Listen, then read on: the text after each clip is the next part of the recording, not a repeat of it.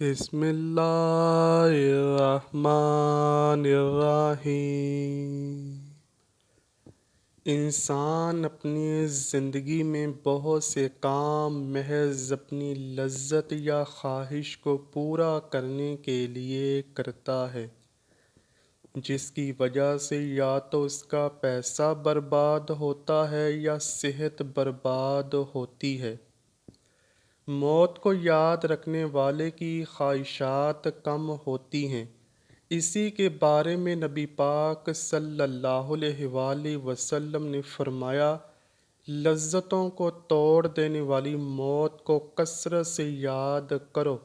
بارگاہ رسالت صلی اللہ علیہ وآلہ وسلم میں عرض کی گئی، کون سا مومن زیادہ عقل مند ہے؟ ارشاد فرمایا، موت کو کثرت سے یاد کرنے اور موت کے بعد کے لیے اچھی تیاری کرنے والے، یہی لوگ زیادہ سمجھدار ہیں۔ ہر شخص کی جتنی زندگی مقرر ہے اس میں نہ تو زیادتی ہو سکتی ہے نہ ہی کمی۔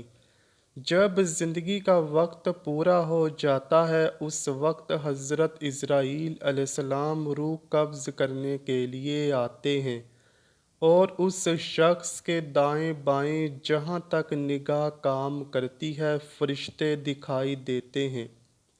مسلمان کے پاس آس رحمت کے فرشتے ہوتے ہیں اور کافر کے دائیں بائیں عذاب کے۔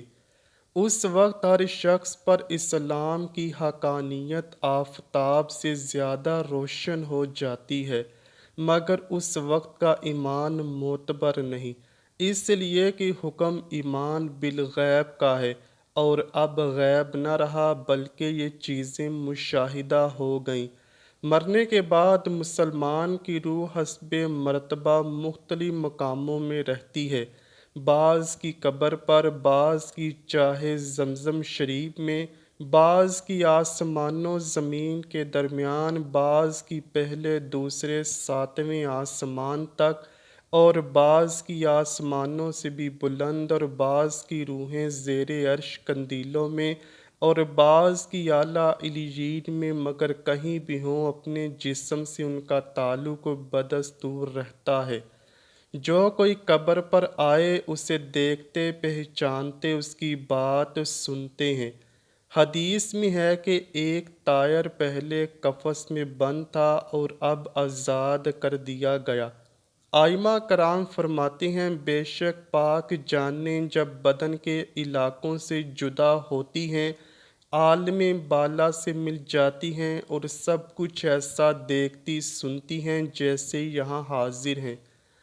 حدیث میں فرمایا، جب مسلمان مرتا ہے تو اس کی راہ کھول دی جاتی ہے جہاں چاہے جائے۔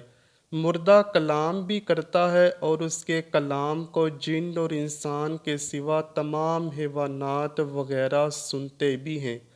جب مردے کو قبر میں دفن کرتے ہیں اس وقت اس کو قبر دباتی ہے۔ اگر وہ مسلمان ہے تو اس کا دبانا ایسا ہوتا ہے جیسے ماں پیار میں اپنے بچے کو زور سے چمٹا لیتی ہے، اور اگر کافر ہے تو اس کو اس زور سے دباتی ہے کہ ادھر کی پسلیاں ادھر اور ادھر کی پسلیاں ادھر ہو جاتی ہیں۔ جب دفن کرنے والے لوگ دفن کر کے وہاں سے چلے جاتے ہیں تو وہ ان کے جوتوں کی آواز سنتا ہے۔ اس وقت اس کے پاس دو فرشتے اپنے دانتوں سے زمین چیرتے ہوئے آتے ہیں اور نہایت سختی کے ساتھ کرخت آواز میں سوال کرتے ہیں۔ پہلا سوال، تیرا رب کون ہے؟ دوسرا سوال، تیرا دین کیا ہے؟ تیسرا سوال، ان کے بارے میں تو کیا کہتا تھا؟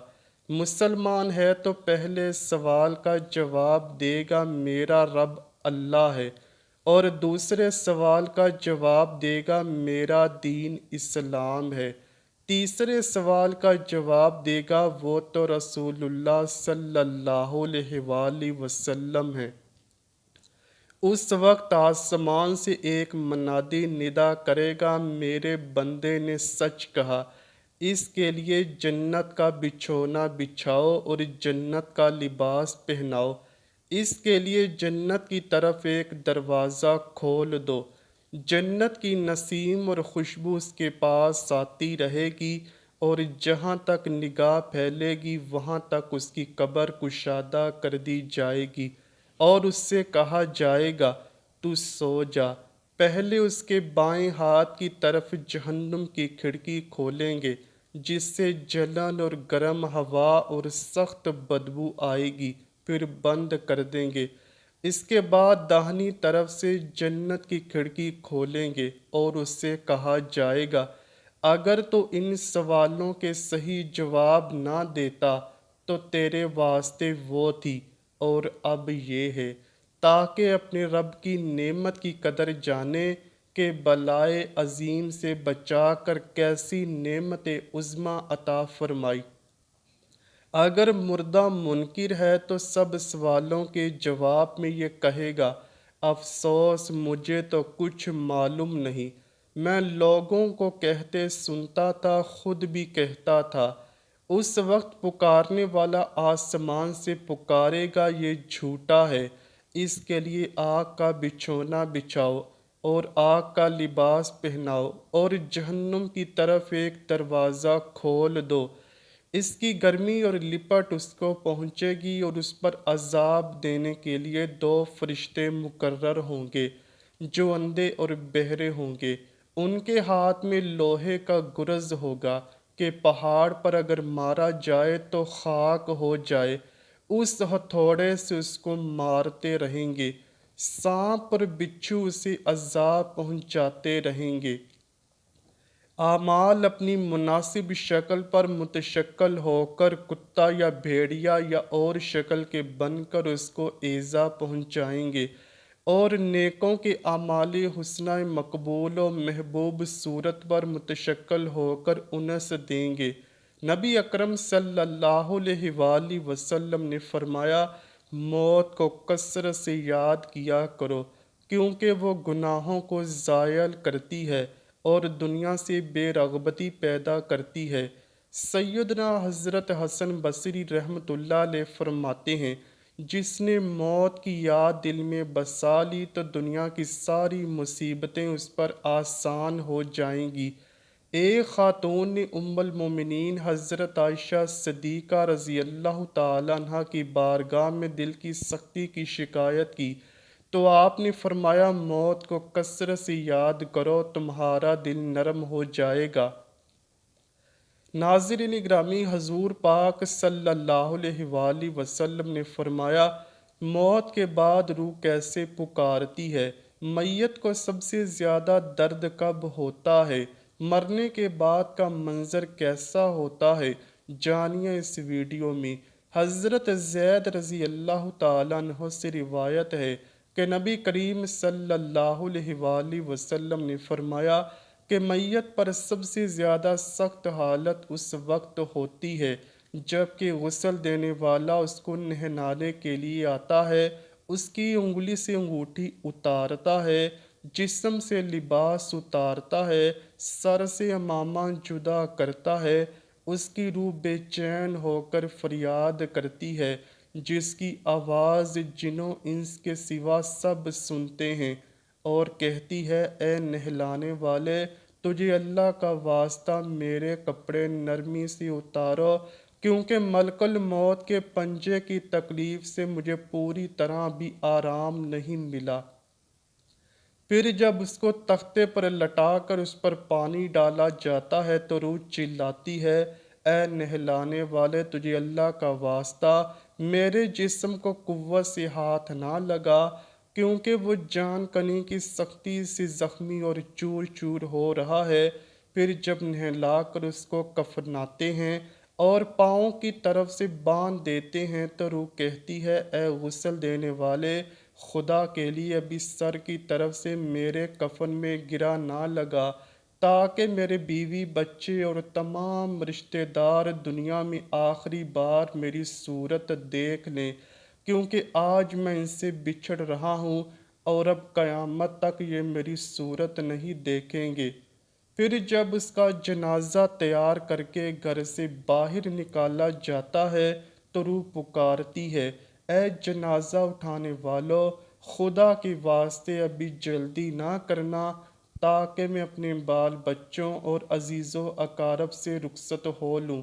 اے جنازہ اٹھانے والو، میں اپنی اولاد کو آج یتیم اور بیوی کو بیوہ چھوڑے جاتا ہوں، خدا کے لیے میرے بعد ان کو تکلیف نہ دینا۔ میں اپنا گھر اور مال و اسباب دوسروں کے لیے چھوڑے جاتا ہوں، اب یہاں کبھی واپس نہ آؤں گا اور قیامت تک کسی کی صورت نہ دیکھوں گا۔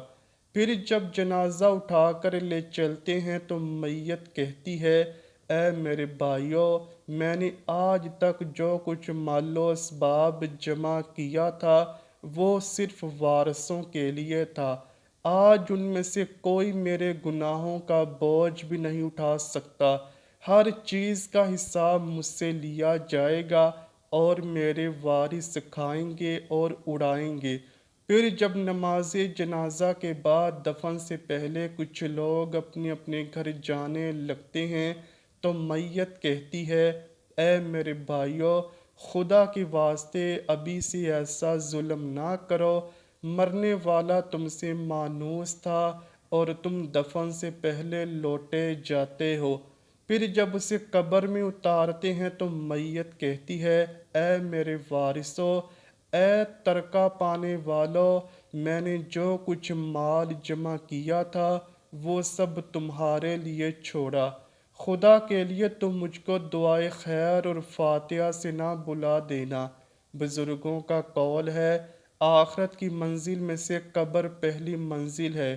اگر اس منزل میں نجات پائے تو اس کے بعد کی منزلیں بہت آسان ہیں، اور اگر یہاں عذاب میں مبتلا ہوا تو آگے چل کر اس سے بھی زیادہ سختی ہوگی۔ حدیث شریف میں ہے کہ مردہ قبر میں ایسا ہے جیسے کوئی شخص پانی میں ڈوب رہا ہو اور مدد کے لیے فریاد کرتا ہو۔ مردہ ہر وقت اپنے ماں باپ، بہن بھائی یا اولاد اور دوست وغیرہ اپنے پسماندگان سے دعائے خیر اور فاتحہ کا منتظر رہتا ہے۔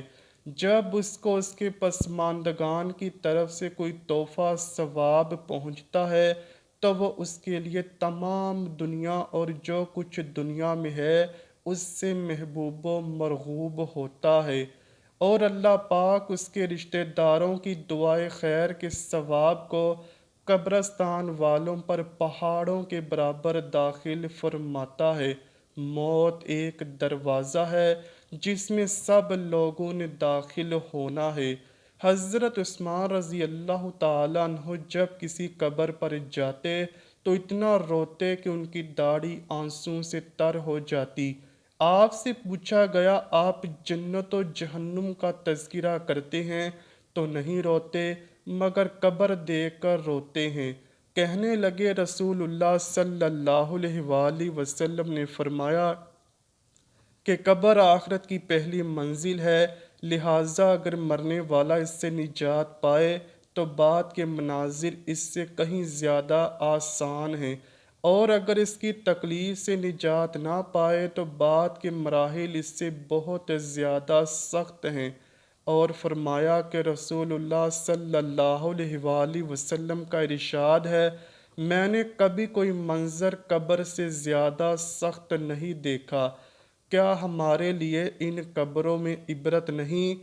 دیکھیے، مالدار، فقیر، طاقتور اور کمزور دنیا میں لوٹنے کی خواہش رکھتے ہیں، مال جمع کرنے اور محل بنانے کے لیے نہیں، بلکہ اس لیے کاش ہمیں ایک نماز پڑھنے کی مہلت مل جائے، کاش ہمیں ایک دفعہ سبحان اللہ کہنے کی فرصت دے دی جائے، لیکن اب ناممکن ہے۔ اب اعمال نامے لپیٹ دیے گئے ہیں، روح جسم سے نکال لی گئی ہے، زندگی کی مہلت ختم ہے، اب ہر میت اپنے عمل کی مرحوم ہو کر قبر میں پڑی ہے۔ ایک حاجت مند حضرت عثمان غنی رضی اللہ تعالیٰ عنہ کے دروازے پر غروب آفتاب کے بعد آیا۔ ابھی اس نے دستک نہ دی تھی کہ حضرت عثمان غنی رضی اللہ تعالیٰ عنہ کی آواز اس کے کانوں میں پڑی۔ وہ اپنی اہلیہ سے شکایت کر رہے تھے، چراغ کی بتی موٹی ہے، جو تیل زیادہ استعمال کرنے کا سبب بن رہی ہے۔ حاجت مند نے جو سنا تو وہ سوچتا ہی رہ گیا کہ وہ ایسے شخص سے حاجت پوری کرنے کی کیا توقع کرے جو تیل کے معمول سے زیادہ خرچ پر اپنی بیوی کو سرزنش کر رہا ہے۔ اس نے ارادہ کیا کہ حاجت بیان کر کے دیکھوں، شاید میری کچھ امداد ہی کر دیں۔ دستک سن کر حضرت عثمان غنی رضی اللہ تعالیٰ عنہ باہر آئے۔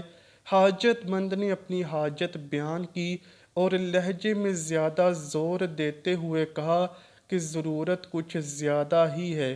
حضرت عثمان غنی رضی اللہ تعالیٰ عنہ نے اس شخص کا ہاتھ تھاما اور بستی سے باہر لے گئے جہاں آپ کا سامان تجارت بڑی تعداد میں رکھا ہوا تھا۔ فرمایا یہ سب تیری نظر ہے، کیا اس سے تمہاری ضرورت پوری ہو جائے گی؟ وہ شخص حیران ہکا بکا دیکھتا ہی رہ گیا۔ چنانچہ اس نے عرض کیا، حضرت یہ سب کچھ میری ضرورت سے زیادہ ہے۔ حضرت عثمان غنی رضی اللہ تعالیٰ عنہ نے فرمایا، مجھے خوشی ہے کہ یہ تمہاری ضرورت سے کم نہیں۔ اس شخص نے کہا ہے، حضرت عثمان غنی رضی اللہ تعالیٰ عنہ ایک بات بتائیں۔ چراغ کی بتی موٹی ہو جانے پر آپ اپنی زوجہ محترمہ کو سرزنش کر رہے تھے، حالانکہ چراغ اس قدر روشنی رکھنے میں شاید 1 درہم کا تیل استعمال نہ ہوتا، وہ تو آپ کو گوارا نہ ہوا، اور یہاں ہزاروں کا سامان مجھے بلا تحمل دے رہے ہیں۔ تب آپ نے فرمایا، بھائی، چراغ میں تیل کا زیادہ اسراف ہے اور زیادہ اسراف اللہ کو پسند نہیں، اور مجھے اللہ کے حضور اپنے اعمال کی فکر رہتی ہے، یہاں مجھے فکر اعمال لاحق ہے، اس لیے میں نے سرزنش کی اور تمہیں اللہ کی خوشنودی کے لیے صدقہ دیا ہے۔ اس پر اجر کی امید ہے اور وہاں پر حساب کا خوف ہے۔ دعا ہے اللہ پاک ہم کو دین کی سمجھ نصیب فرمائے اور ہم سب کو اپنے پیارے حبیب صلی اللہ علیہ وآلہ وسلم اور ان کی آل پاک سے سچی اور پکی محبت کرنے کی توفیق عطا فرمائے۔ آمین یا رب العالمین۔ امید کرتا ہوں کہ آپ کو ویڈیو ضرور پسند آئی ہوگی۔ اگر ویڈیو پسند آئی ہے تو ویڈیو کو لائک کیجئے، شیئر کیجئے اور چینل کو لازمی سبسکرائب کیجئے۔ کمنٹ سیکشن میں اپنی رائے کا اظہار بھی ضرور کیجئے گا۔ ملتے ہیں اگلی ویڈیو میں، تب تک کے لیے اللہ حافظ۔